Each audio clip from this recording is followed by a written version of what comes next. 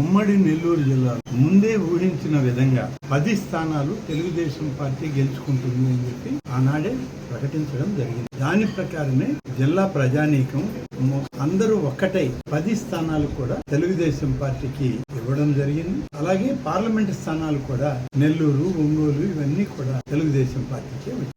ఈ రోజు ఈ ప్రాంతాల్లో ఉన్న ప్రజా ప్రతినిధులు అందరం ఒకరికొకరం ఆత్మీయులు, రాజకీయంగా అనేక దశాబ్దాలుగా కలిసి పనిచేసింది. ఇవాళ మేము అందరం కూడా ఒక పార్టీ తప్పనిసరిగా అందరం ఒక్కటిగా ఉండాలనే ఉద్దేశంతోనే అందరి అభిప్రాయాలు కూడా కలవాలి, జిల్లా అభివృద్ధిని సాధించాలి, చంద్రబాబు నాయుడు గారి నాయకత్వం బలపడాలి అనే ఉద్దేశం. ఒకరికొకరం అందరం ఒకరు ముందు ఒకరు వెనక అయినా అందరం కలుస్తున్నాం. కలిసి ఒక ఏకాభిప్రాయంతో నెల్లూరు జిల్లాలో తెలుగుదేశం పార్టీని, రాష్ట్ర ప్రభుత్వంలో చంద్రబాబు నాయుడు గారి నాయకత్వాన్ని పూర్తి స్థాయిలో బలపరచడానికి మేమందరం కార్యోన్ముఖులమై పనిచేస్తూ